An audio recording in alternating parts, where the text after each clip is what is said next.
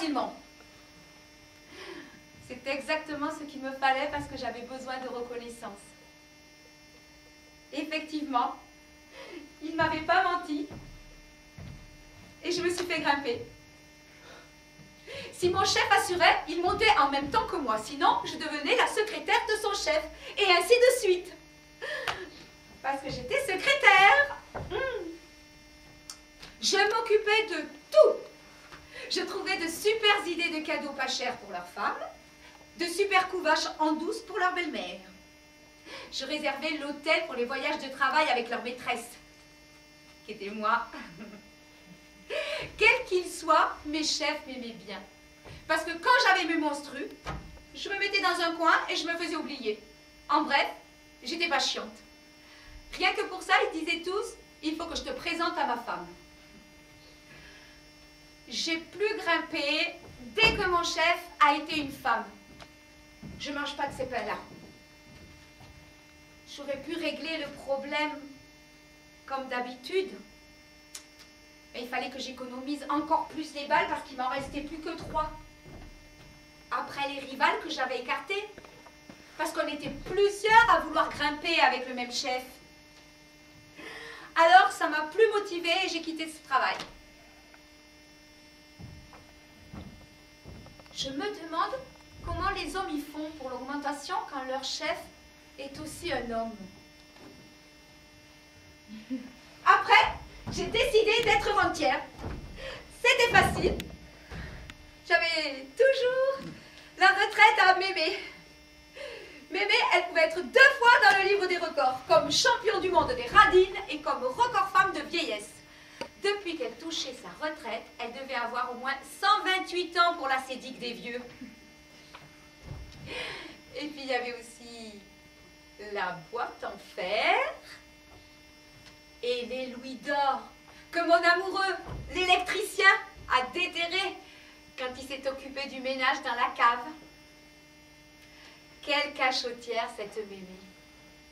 À moins qu'elle n'était pas au courant et que c'était l'or du train postal qu'on n'avait toujours pas retrouvé. C'est pour ça que j'ai eu peur quand un jour, il y a un monsieur en costume qui a sonné à la porte.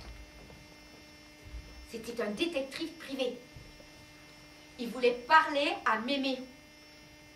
Je lui ai dit, « Mémé a déménagé !» Il a insisté. Il disait, «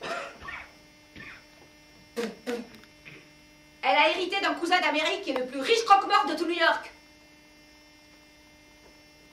Je lui ai dit, « C'est dommage, mais il a forcé la porte quand même et il a fouillé partout, même dans la cave. » Heureusement que le ménage avait été fait.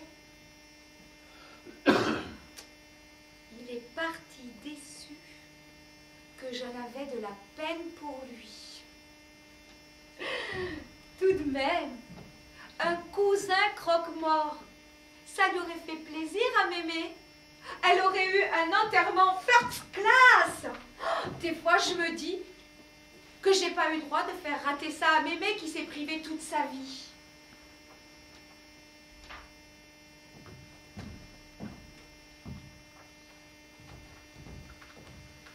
Il me fallait un mari.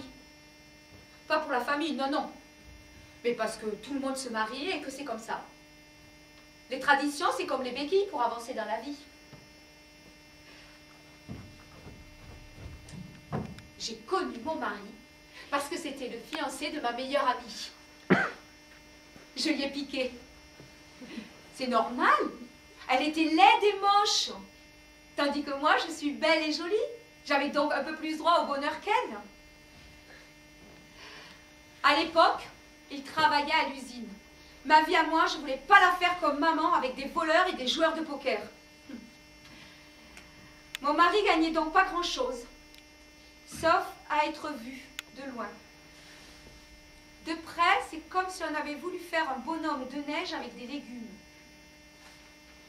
Poireaux, navets, courges et haricots verts. Une vraie invitation au régime. Alors à la maison, c'était ceinture. J'osais pas lui avouer ma fortune.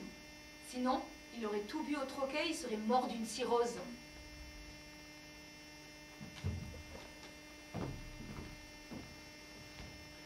Je l'ai appelé douce.